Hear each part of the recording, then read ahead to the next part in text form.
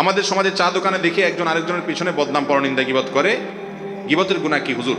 গীবতের গুনাহ তো আমরা সবাই জানি, আল্লাহর কাছে সবচেয়ে জঘন্য পাপগুলোর মধ্যে একটা হলো গীবত করা, হারাম। নিজের আপন ভাইয়ের গোশত খাওয়া, মৃত মরা ভাইয়ের লাশের গোশত খাওয়া যেরকম ডেঞ্জারাস অপরাধ এবং নোংরামি, কোনো মানুষের পেছনে তার সমালোচনা করা সেরকম নোংরামি এবং অসভ্যতা। চা দোকানগুলো বেশিরভাগ ক্ষেত্রেই আমাদের দেশে এটা চায়ের দোকান না, এটা গীবতের দোকান। এটা কিসের দোকান হয়ে গেছে ভাই?